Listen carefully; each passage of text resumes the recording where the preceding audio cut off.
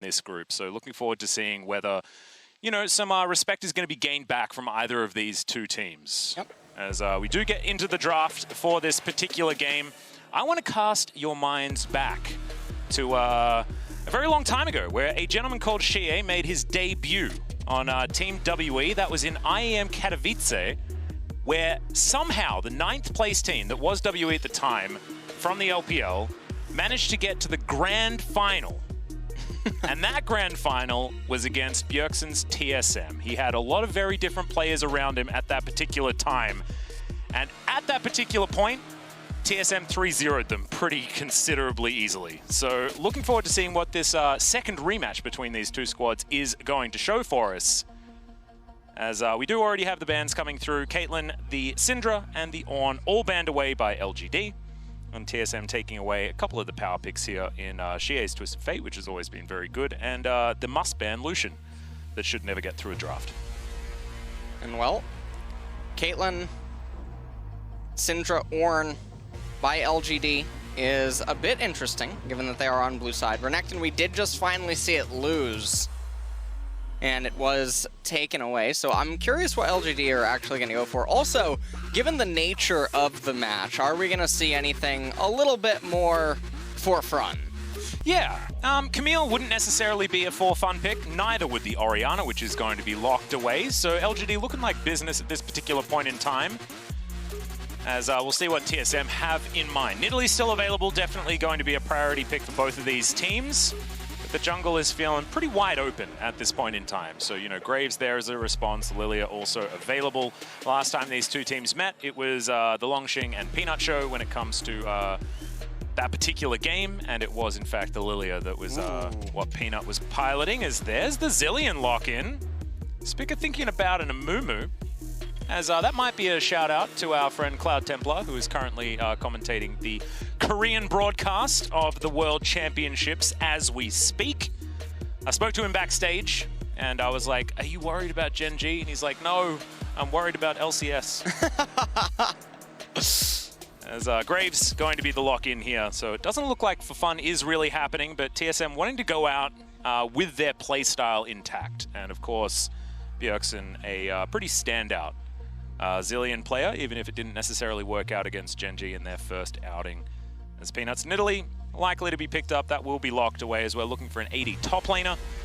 Could, of course, just be a Camille, theoretically, out of Longxing right here, or they could take away a priority AD carry or support or something like that. And it is going to be Mark's Pantheon locked away here for LGD. And I feel like the LGD draft right now with Nidalee and Orianna. Now, the Orianna is going up against Zilean, so she should be able to actually get control over the early stages of the laning phase, and so we'll see what Peanut's going to be able to do with that kind of freedom. Pantheon likely is going to be in the support role, probably not going to see any sort of flex shenanigans. Now Camille is being locked in for TSM, and so the bot laners still a little bit unknown. I'm curious where they're going to end up going. Curious about what the bans are that LGD are going to throw out at them, as well as there's the Jax ban away from Longxing. Not going to want to see any of those Jax into Camille matchups that we've seen be pretty Jax favored, actually, in the couple of matches that we have seen, although nameplates do certainly play a part in that one. Tahm Kench going to be taken off the board here, as LGD do target Bifrost just a little bit. Senna still available, could likely be somewhere that TSM want to go. Senna has been very, very strong despite her loss in the previous game, as Electric Bear hits the bench. Not going to be seeing him out of Longxing. And, well, let's see what the final ban is going to be here. It's going to be the Leona. Okay, Mark's like, I've locked in my champion, and my opponent is not allowed to play any of theirs. Could make some sense. Could see Double F just take away the center here, but the Ashe is also available. Looks like that is going to be the route that they're looking to take. It's now Kramer. What is he going to be playing? As I think might just be the center. I think that they take the Ashe because it's a vacuum answer to the most common remaining marksman down in the bot lane, both the Senna and the Jhin. And Aurelia, as it turns out, is being hovered right now. Oh, now moving over to Jace. Now Shen. Okay, Shen going to be locked in towards the top side. That is going to be Longxing's answer to this Camille. Taric isn't even bad here. I know that's a very uncommon support that we don't see a lot. Yeah. Thresh, though, is another answer to the Pantheon. Flay can be very strong when he's trying to get in there with his stun, especially if it's used onto his lane partner, so don't mind it, but it is going to be the Frel Yordian bottom lane instead, as Ashe Braum to be locked away by TSM. And we've got double shields on the bottom side of the map. We'll see who's going to be able to keep their teammates alive the best. As these are going to be your compositions. LS, how are you feeling about both LGD and TSM coming out of this one? Oh, I think it's no doubt in anyone's mind that TSM has a lot more scaling than LGD. My big worry is that TSM's their own greatest enemy in a lot of cases. And there definitely is a lot of explosiveness that can happen on the bottom side of the map that I think would offset the top side scaling. So things get a little bit scary. I don't feel that confident that TSM's going to manage to juggle the level 6.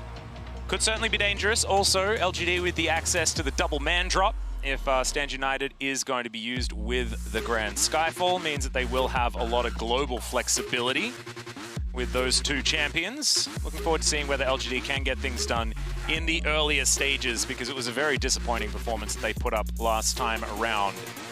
Now wanting to try and bounce back. However, the North American faithful will be behind TSM, who certainly don't want to be heading home with the record sitting as it is right now. An extra victory would certainly help as far as keeping their eyes on the prize moving into 2021.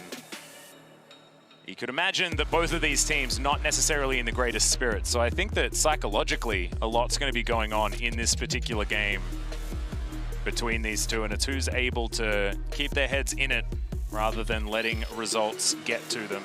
So we're doing these final checks to try and get into our 5th game of the day. Of course, groups haven't been sorted just yet. Still waiting to see whether it's going to be Fnatic or Gen G that are going to come out in that first place. But at the moment, it's looking a little bit like Fnatic. Now, we do have 3rd and 4th confirmed. Yes, LGD and TSM. 3rd and 4th are indeed confirmed. Now, the important thing here for TSM is that they don't go winless. That is basically what they are trying to fight back against right now. Yeah. And so there is that on the line. As far as North America is concerned now, it all does come down to FlyQuest in Group D. Yep. To try to get out. We're going to need as many trees planted as possible moving into our next group. A group that will be very, very difficult for North America, considering the other combatants. Top eSports have looked absolutely dominant. Even though a lot of people are talking about Damwon, I think that at least equally as dangerous is a team like Top. Derek's going to be in there as well. But let's focus back onto this match, as we already have 40 seconds elapsed. So we hop into it. Some backs to come down. Checking the summoner spells to see whether anything has actually occurred. And the answer is no. So we do have a bit of a ward on the enemy Brambleback put down by Longxing. The Surgeon Shen, going back to some old favorites there when it comes to Shen skins. One of my personal favorites as well. The way that you used to be able to just throw scalpels at people when it was old Shen, just felt right to me. True. I liked it. Did feel a lot better. TSM now, they're going to start off with clearing the vision inside of their own jungle. Bjergsen does get the ward, so he's already at 1 CS. Amazing. There we go. Before the lane's even started. Now, he also does hit level 2 now off the first wave. Ooh, true. So that is pretty nice. Xie, understanding that Zilean has a really hard time farming underneath the turret, so I think he's going to try to just shove in really fast while the minions are at different layered HP values and make things really hard. Yep, picks up that bomb as well just to deny its damage onto the minion wave and allow his shove to continue as Longxing throws out some empowered autos onto Broken Blade. See, they're just sort of testing the waters here in this lane for the time being. Broken Blade probably happy to not have to deal with Longxing's Renekton yet again. Last time around, it certainly wasn't an easy lane, and you can see right now things going much better for the TSM top laner. Yeah, Broken Blade definitely has control over this lane so far. And Longsheng now finally gonna ding level 2 himself. Peanut, meanwhile, down here, clearing the Wolf Camp. Not gonna use any of the patience on it, which is a little bit surprising. It's one of the mini games that I know China is very critical of. Oh, yeah. Like Ning's clear speed inside of the jungle. So Peanut with almost a full patience clear on the Wolves right there. That's a virtue, is what I've heard said. So I don't mind it whatsoever. Hawkshot flies through, just trying to scout out Peanut, and he will be spotted. Great aim out of double lift there. Not going to deter Peanut for the minute, as Bjergsen down to about 100 actually, as the clockwork wind-up is working the flash forward, and there it is, first blood for Xie's solo kill in the mid lane at 3 minutes. And that is a very big solo kill. So many minions in front of the turret. Now Bjergsen is going to TP back, but now the wave is going to bounce back in. He has more than enough time. Xie is going to be able to just come off the reset now with such an item advantage. It's going to be really hard now for Zilean to play. Well, Longsheng getting shoved in here towards the top side. You can see Spica is in the area to try and put some pressure in. Looking for a potential dive, maybe. But it is difficult to lock down a Shen without something catastrophic going on. That taunt can be a big problem. Yeah, it's not even just the turret that's the problem here for Spica. It's also that Shen's W is so effective against Graves. Oh! Good hookshot time. Really close call, yeah. That's something that you certainly have to be wary of, and he absolutely played that well. And now the back going to come through from Longsheng. So far, early game advantage for LGD as Xie continuing to put pressure onto Bjergsen. See that health bar really not very high for Bjergsen at the moment. He's getting a lot of pressure on him, landing the bombs, but command protect and the orb circulating Xie is certainly going to help out. That extra armor and MR is actually a big deal in the early game. Yeah. For the Orianna. Try not to leave your ball in the lane when you're taking damage, guys. That's the PSA. As Peanut, he's going to hop out. Spica making his way around. Ooh, the cannon. Yeah. Oh man, this is so much pressure. Xie almost dirty farming between mid lane turrets. That's not something I thought was possible. Of course, this is a difficult lane for the Zilean, but after that solo kill, it is almost impossible. And I think this is one of the highlights, actually, of Worlds, is when Bjergsen has picked a Zilean, unlike in North America, where he was winning lanes or almost going even in hard counter matchups. On the world stage, Orianna is getting the better end of him. Hold on. Yeah, this is looking a little bit better. Shockwave comes through, the flash into it there as the exhaust comes down. The bomb is going to go on top of Xie, and it is going to explode, but Xie takes a while to die, and Spica is going to be the one that picks up the kill. So, 1-1 now in the earlier stages, and that is going to close the gold gap. Ooh. Regardless of how small it is. A little bit of a freeze up here by Broken Blade. Thought I felt a little bit chilly. As Mark's going to try and hold this wave for Xie the best he can. Has himself the shield, but Spica comes down. End of the line might just be that, but no, Mark is going to survive for the minute. Tried to hold as much as he possible. Oh, he's going to be able to give it over. Wow, that's actually really important. The experience being the biggest part, but also being able to get the gold for it as well. Xie doesn't actually lose as much as he possibly could have. As Longsheng in there, Spirit's Refuge actually to deny any sort of answer from Broken Blade, and that's going to win a trade for the LGD top lane. A flash forward, that's going to be the stun Spica, nailed by the spear, and Peanut going to help the support lock down the kill. Sometimes when you see supports getting kills, you feel bad, but when it's Pantheon, you don't feel as bad. And also now they're able to exert a little bit of pressure onto Broken Blade in the top lane, who had been doing such a good job on his own accord in this Camille versus Shen matchup. And so currently as the game does stand, there's a small gold advantage for LGD. The bot lane, we haven't really been getting too many glimpses of it, and as I say that, we do finally pan down here. Kramer a little ahead in the CS department, but it's definitely not the end of the world. I mean, Kramer hasn't had a lane partner for the last 2.5 minutes, so you'd probably say having a slight CS advantage is not what you would expect from the LGD 80 carry. Mark is finally going to turn back up here towards the bottom lane as the Dancing Grenade looks to try and even out the lane state. Volleys even being avoided captive audience comes through to try and get a bit of extra damage down. Not going to be able to do anything there, as the minions were the ones that procced it. There's now TSM slink off into the river and look for this first Cloud Drake of the game at 7.5 minutes. Looks like they should be able to grab this uncontested. And LGD right now are aware of this, but yeah, there's no way they're going to be able to move over here. Ooh! Oh! Arrow connects. Great shield timing, but I don't think it's going to be enough as Mark is going to go down by Frost. Grabbing that kill. They get the flash out of Kramer as well. That's going to be the lockdown. Spear almost connects, and the curtains have been called. Scoping out Biofrost, who I don't believe had the Unbreakable, and now just going to hold it for the minute. I do like the music, so I like it when our Jhin players do hold onto the curtain call. It was really important that they get the kill at the time that they did, and Shen did not end up appearing down in bottom. And so I feel like TSM, they've really weathered the storm so far. Longxing looking for a little bit more of a battle here towards the top side. Guessed wrong for when Broken Blade was going to be answering back. Of course, precision protocol is a little bit more difficult when there's a Spirit's Refuge, and the mini-game in this matchup is timing both of those abilities. And everything that's happening right now, 4 minutes until the next Ocean Dragon, it's not another high-priority dragon necessarily that either team wants to go out of their way to get. And so we'll see what the map state ends up looking like as we do near that. LGD, they are still ahead by about 1,000 gold. Now remember, TSM, it's assumed that they should be down in the gold department. It's the way that the lanes are supposed to basically be going. They're supposed to be bleeding some CS, some EXP, likely some turret plates. So the gold score is not totally indicative of what's really happening in the game. TSM are really in a pretty fine spot, all things considered. Yep, it's not the end of the world. Over LGD, if they continue on their current course, it's certainly looking good for them as the game goes on.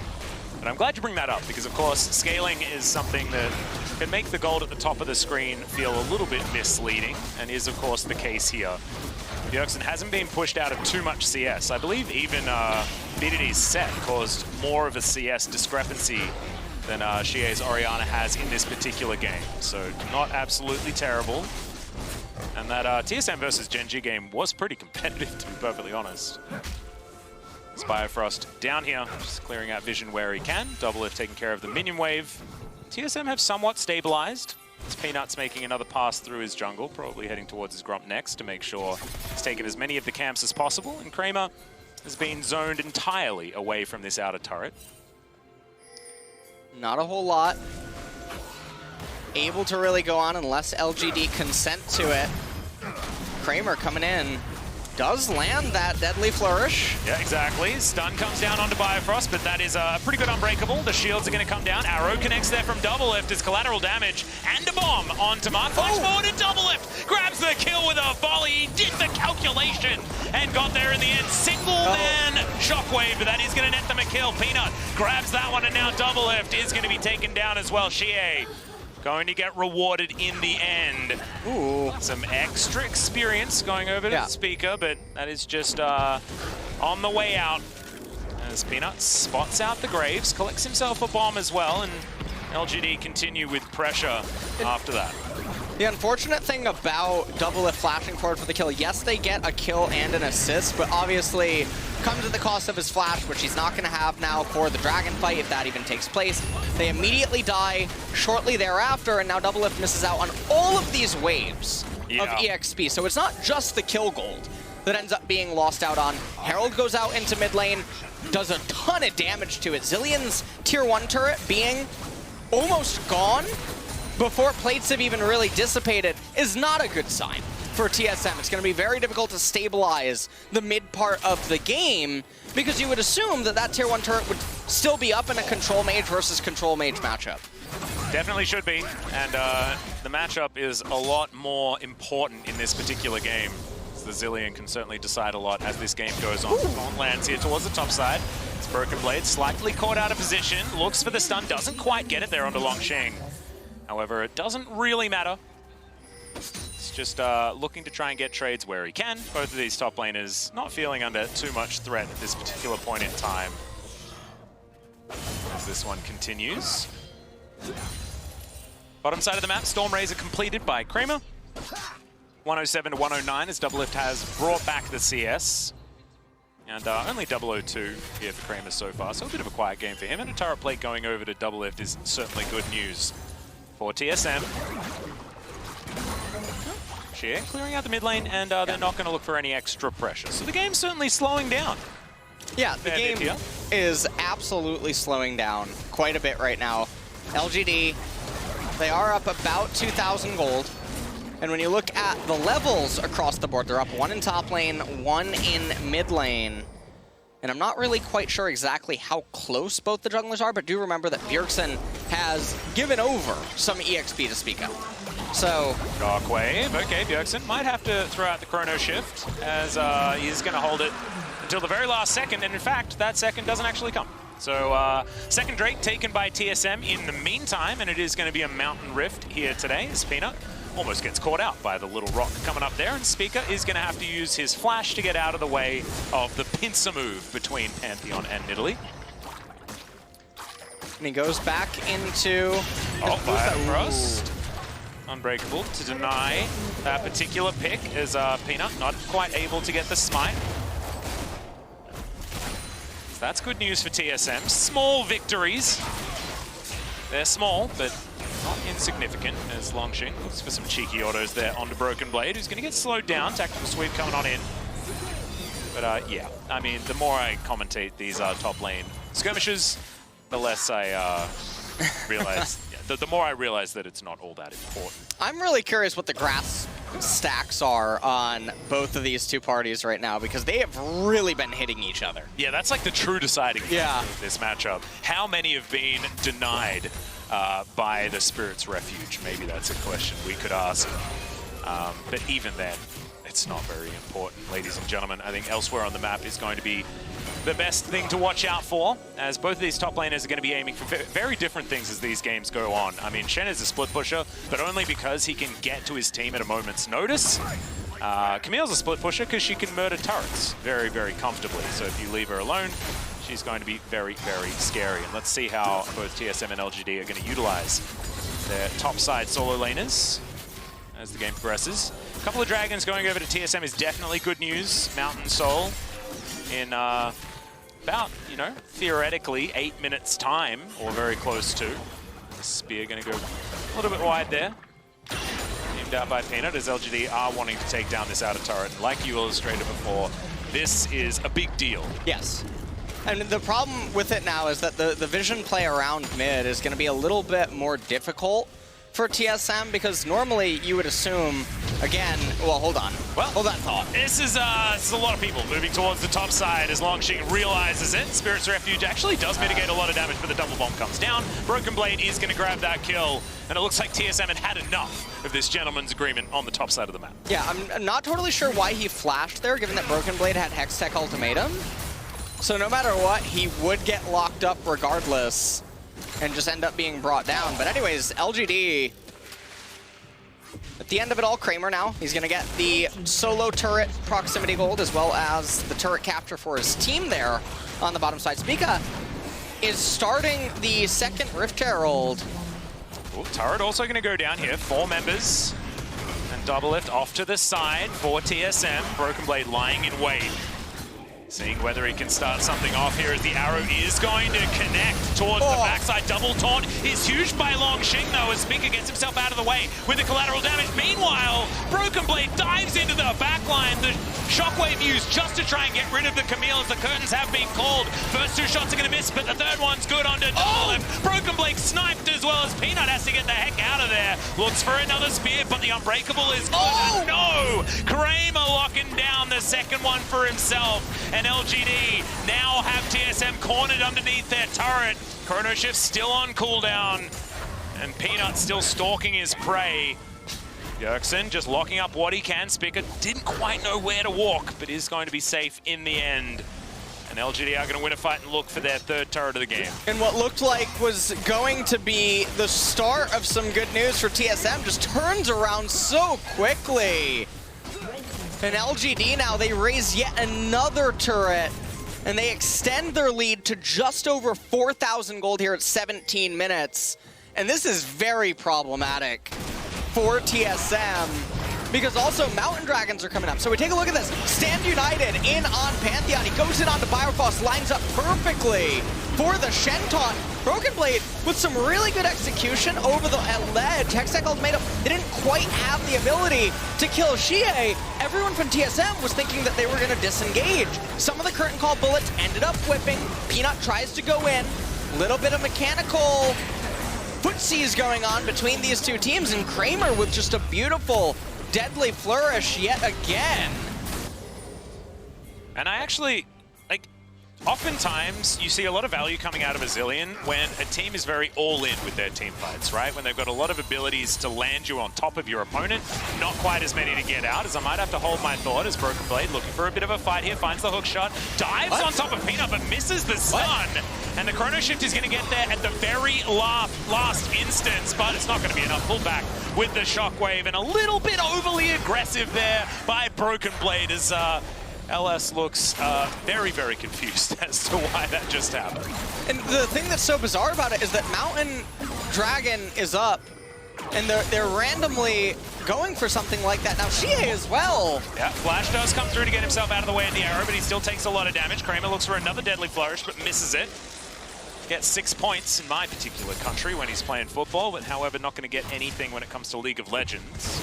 Spina, he's looking for this Mountain Drake, the first dragon for LGD of the game. Mark's going to be there to play goalie, and Shen's pushing out the bottom lane. This is going to go over to LGD very comfortably and head us towards a 5,000 gold lead for the LPL team in their final game at Worlds. And this is just very, very unfortunate for TSM, because had TSM gotten a mountain instead of the cloud and then LGD just got a cloud dragon, it's not as painful. But now that LGD are the ones that they were fortunately in control of the game at the spawn of the mountain dragons, now they capture it. It's very brutal because they're getting very, very good combat stats for their team. And then in addition to this, I mean, Graves, he's going the lethality build. Every little point of armor that the enemy gets is that much more painful for you. Yeah. Oh, man. LGD now pushing into TSM's jungle, trying to deny everything that they can. It's a suffocating playstyle that you have the luxury of doing when you're this far ahead. And Peanut looking to try and grab the Bramble back away from Speaker as well. See whether Speaker's going to be able to grab it. And he does. End of the line Smite going to be able to lock that one down. As Broken Blade finds himself a control ward. LGD know that he's slightly out of position looking for that flank. As Shirley going to pop her head up out of the river and just march towards this inner turret. As TSM look to defend, looks like they are going to be able to now, as the spear not going to find double lift. Deadly flourish as well going to be avoided. And Shirley, like we say, is not going to be able to find too much. Smark looking for some poke. LGD's dash in, dash out comp just makes it so comfortable playing around even the frustrations of the Zilean Chrono Shift, meaning that, you know, if you pick someone out, but then you're just in a team fight, does mean that things can be difficult, as there's the curtains. They have been called. Looking for Bifrost there in the back line. That's a bit of some wanted bullet bending there from Kramer, but not able to lock down the kill onto Bifrost. Things are going very well right now for LGD. TSM are just trying to buy themselves more and more time to continue to scale up. Camille still ways away from getting to the point where she's going to become a very scary menace. Bjergsen doesn't even have a second core item completed yet. Rod of Ages, still 2 minutes left until it hits max stack. Yep, did manage to get it though, so that's certainly the time gate taken care of for the Zilean. Probably sitting on a bit of gold as well, as he's just looking to try and get as much into the coffers as possible before the next team fight. As Bifrost going to get slowed down, Unbreakable. Going to be reactionary, not exactly in time. As now Mark has to flash, actually, a little bit overly aggressive as the arrow sails by majestically. A slight walk south was what LGD used in order to avoid that one. The Baron was poked, but not going to be committed to at this point in time. Well, 2 minutes until that Mountain Dragon's going to come up. And if LGD gets that one, 12% increased resistances as champions are nearing max level, so the resistances are going to be at their highest. for the amplification. It's going to be very obnoxious for TSM, especially because they're all about sustained, persistent damage in their team comp. It's not a pick comp or anything of that nature, so lots of value going to be there for LGD. Yeah, and LGD just have so many poke options as well. Even, you know, the Pantheon having his spear that he can throw out. So Peanut can just fish for opportunities where he sees fit, and then LGD can time when they want to go in. And Longxing always has his ultimate to make sure that everyone stays safe. Back going to come through from Broken Blade. We'll see what he can actually afford. Looks like Ravenous Hydra is going to be the next item that he's looking for. It's now in the base. Not quite going to be there just yet. Mr. Caulfield's Warhammer to augment the rest of his build. Looks like he might just be leaving the Tiamat there, heading towards something like a Death's Dance. Deadly Flourish. Very nice snipe. Make sure that Kramer can get all the experience and gold from these minions. Well, I want to ask you a question, Elliot. Go ahead. I was just wondering about the percentage chance of TSM winning this game. Do you have it? Ooh, yeah, I think, no, I don't. What are we looking at? I just want to know the situation. How worried should we be? I would, like, if you ask, you know, my life depended on it, I would say less than 5%. Less than 5? Yeah. I'm curious what Tim would say on Twitter if you've been following his bots predictions. Oh? Evaluating the game state. No, I haven't seen that. I have seen this team fight start off as Biofrost taking a bit of damage. Speaker. Oh, not going to get hit by that one, but the curtains come on through. And that is going to be one of the not hitting. Last bullet going to connect onto Biofrost, but no one on TSM is going to be taken down just yet. This is a fight around this second Mountain Drake. But LGD do have positional advantage on, and TSM not feeling strong enough to fight it, and I do not blame them. And LGD getting this next dragon, I mean, they just draw closer and closer. It is still 10 minutes until the Mountain Soul, which is more than enough time for Zilean to get to third item, Camille to get to third item. But at what cost are they going to end up just giving up everything on the map? They're not in a position to really fight right now, although Kramer... Yeah, unfortunately, Arrow is going to miss there from Doublet. Good flash comes out to avoid it by Kramer. Is now Broken Blade looking for something. The rest of LGD just going to back away, and their disengage has just been flawless this game. Whenever TSM look like they want to fight, LGD are like, no, I'm sorry. It's just not happening today. They're doing a very good job at controlling basically all the sideways. LGD right now. Ooh, Speaker. Ooh. Deadly Flourish is going to connect. Spear goes through. Bjergsen blocks it. Nicely done. TSM still feeling on the ropes, though. We got a little bit of an ARAM happening here. It is? Yeah. Both of these teams are in China, but experiencing the NARAM, although we kind of took it in Korea. Oh, we had the KRAM as well. The KRAM was far more prevalent. I do definitely want to shout out the LCS. Weren't necessarily ARAMing as much as we were in seasons past. But in this game, that was a lot of time spent in mid. So yeah. Bit of a revisit to the NARAM. And it looks like all the utility items are there on the side of LGD. They are fully equipped for a team fight, if it would end up happening. Although they're so close to completed core items. If you just look at their inventory right now, it would be a little bit bizarre if they're really going to insist on a fight. Arrow connects onto the Shen, not exactly. Oh! 3-man shockwave in the back line! Deadly Flourish locks down one, and TSM, they are running for the hills. Speaker battling here against Mark, and not exactly winning out here. Jungle versus support as TSM limp away from Xie's orb. And just now, TSM, they're forced to go on the full retreat. Double if no summoner spells, and now LGD, they have total control with what they want to do. They're actually not going to start the Baron. And this is what I was mentioning, in that Jin, so close to his completed item. You have Xie and Nidalee very close as well. I think that Longxing, I don't know if he's going for the Warmogs, or if he's just going to go for the Knight's Vow and go down the supportive route. Yep. So we'll see what happens there. There's the third item completed for the Jin. Oh, she is so close to Zhonya's as well. This is 3 items coming through from 2 of the most notable 3-item champions in Orianna and the Jhin. Jhin with these particular ones collected. Very similar to a lot of our crit AD carries, but he's no exception, absolutely.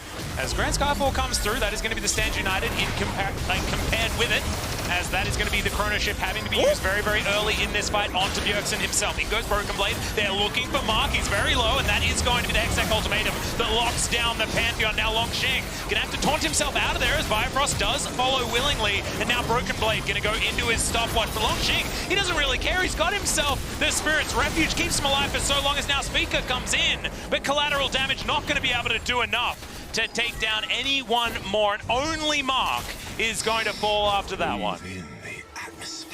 And Jhin definitely sounds scary, which is Yes. walking away. Now, Kramer was not there, basically, during the fight when it was at its peak moment. So, a little bit overzealous was LGD. Double lift, no summoners, no Enchanted Crystal Arrow. All 4 bullets are going to land. Okay. Deadly Flourish as well. Okay, Kramer, chill out, mate. We get it. You can hit every skill shot. Well played. Double lift is going to survive, however.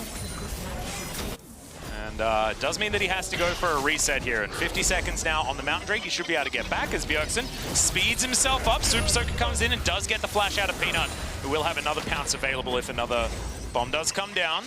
But that is a very valuable flash to come out from Bjergsen, who's coming alive now on this Zilean. We'll see if he can manage to keep TSM alive inside of this game, because all the pressure is on him. Now Speaker going to get tagged by the Spear. LGD now having to deal with a mid lane minion wave. He's going to give TSM some priority around this Mountain Drake that's going to be spawning in 12 seconds time. More experience, level 15 now given over to Speaker. Peanut going to be in an experience deficit thanks to the Zilean. Good news. Longxing very tanky right now. Looks like it might be a Spirit Visage potentially coming in next. We'll have to see exactly what that item is going to be. Mark looks for the stun, does get it down there, but Stand Beside Me going to be in for Biofrost. That is going to be the Dragon taken by Double Lift of all people. TSM did have control of the pit. Peanut goes for the smite. Doesn't quite find it. In fact, this Worlds has not really been the greatest for Peanut's ability to smite. And this is definitely scary because the gold graph, I mean, you take a look at it on our screen, a little. It is stagnating very hard, and this is a TSM wonderland when things of this nature are happening. Speaker does not have smite. I think they're aware of that.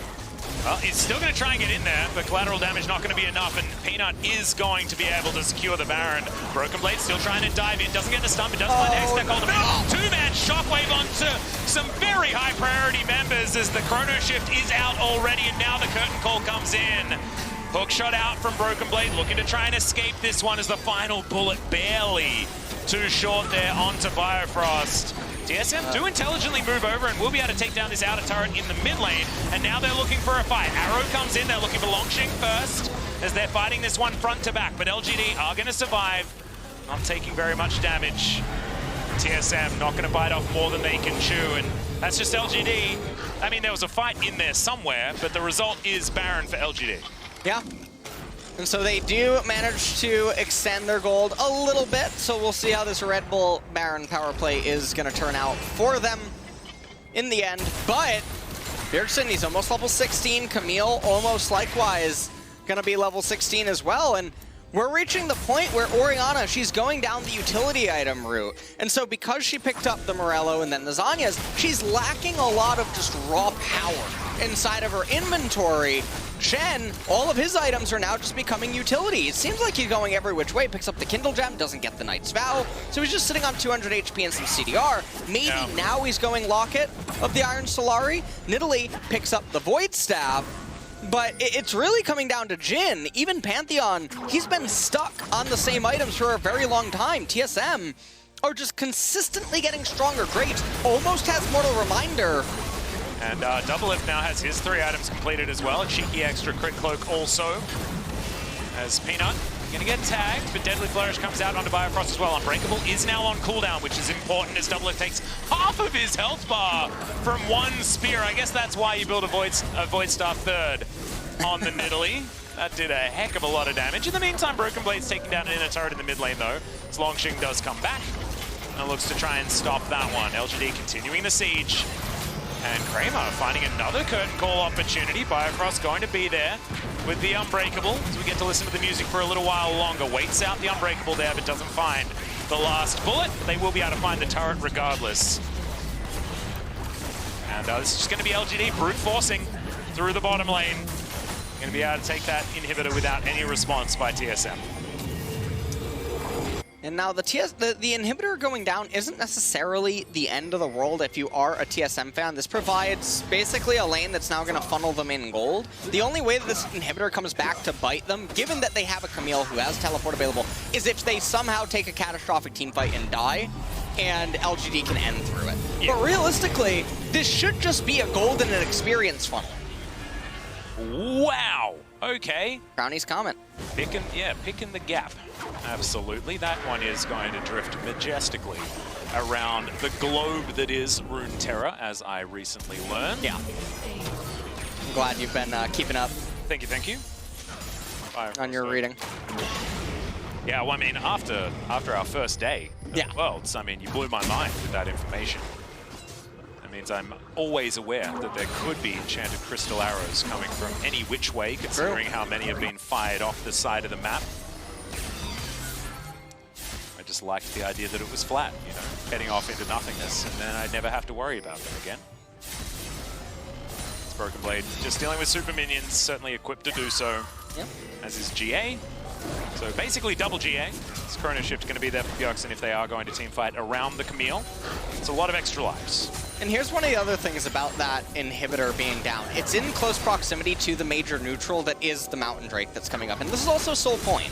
So, doesn't look like TSM maybe are that interested. Oh no, I think they are. Bjergsen is speeding his way down here. They gotta be really careful though. They don't have, okay, well that's balanced. And LGD trying to poke them out right now with Nidalee. Longxing coming over from the left-hand side. He has a natural given flank. No teleport needed for this one. Yeah, Broken Blade thought that he was in position for a flank as well, but it has... Starting to think like LGD wants to figure that one out. Deadly Flourish is somehow going to connect. Hitbox question mark, as that is going to be the Hextech ultimatum. SGA might be going down. Good arrow is going to connect, but Kramer going to flash on over. He's going to join the Camille, try and take her down first in this fight, but the Chrono Shift is going to get in there. As Bjergsen's going to help him out. He's still alive in this fight, as Mark may not be so lucky. Collateral damage ties him up there. As Bjergsen's so close to death, but he's going to keep himself alive. Now Longxing looking for double lift and will find him. Broken Blade trying to hookshot his way out, but may not be able to get there. The spear will connect. Speaker, can they get this 2v2 is the question, as there's the stun, smoke screen, try and get the Nidalee out of there. Longxing is very, very tanky. Spirit's Refuge is busted in this instance. And Broken Blade is eventually going to have the precision and the protocol to be able to grab the Shen. As Peanut's still looking for it, and this is the cutest little game of cat and mouse, or cat and graves, I guess. The smoke screen going to deny Peanut one more time. Collateral damage thrown down there. In the meantime, LGD, by the way, are winning the game. But this is fun. This part towards the bottom side of the map, this is what we want to see. As they are going to find Peanut, and that spear is not going to connect. The kitty cat lady just going to disappear. And Peanut now, he's going to turn his attention. It was the other way around. I'm getting all thrown out of whack because this game is just insane. What a chaotic series of events. That's going to be the third dragon going over. And everyone has a lot of resistances right now that are getting some nice amplification. So it's very mountainous. Yeah. Over LGD's way. Not entirely sure what their gaming house is, but it might be in the Alps, somewhere in China. What a chaotic fight. Now, I feel like the game is still now neck and neck, though. Inhibitor in bottom lane, because of that Nexus turret did almost end up falling in the base, but TSM were able to hang on to it. And now it looks like everyone's just cleaning up the waves right now. They don't want to lose any team fight and then lose the game. But hold on, we got a teleport. Yeah, we got the Hail Mary to come through from TSM. They're looking for Xie, who's now alone in an alcove. He does have Shockwave. He finds it on absolutely no one. And TSM will be able to lock down the Orianna. If that's not a panic Shockwave, then I've never seen one in my life. Oh, no. No. Are we looking for the back door? Is it happening? Oh, Jin in Pantheon. Are we going to trade Baron for Nexus? That has never been a good one. Oh, no. As LGD trying to keep them here. Oh, no. Yeah, Curtain Gold going to come in. And yes, TSM, you did manage to get a Baron, but can you get out of here is the question. Empowered recalls are going to come through, but there are no turrets left remaining. One comes back. There are 4 people here. Can Longxing do it? Is the question. Is Peanut's going to go golden? A few more auto attacks, and this one's going to go down. Stage United keeps Peanut alive, and LGD do it. They trade Nexus for the Baron, and that's going to get them the victory. This game came down to pride, but damn, it was exciting. I'm blown away at the ending, Atlas. It looked like TSM were going to actually stabilize, get the Baron, have that persist into the Mountain Soul, and probably win the game. Their team comp was at the stage where it was vastly superior in a straight-up 5v5. Yeah, that wasn't exactly the Red Bull Baron power play that you were looking for on TSM's side, but I do understand why they're going for it, right? Because sometimes you get that point of desperation where you just need to make a call and commit to it, and Baron empowered recalls are a thing. They did manage to get 4 people back there, but unfortunately, the Shen, the Spirit's Refuge, the denial of all of that damage, and Peanut also being there with a Lich Bane meant that the Nexus just did not stand for long enough.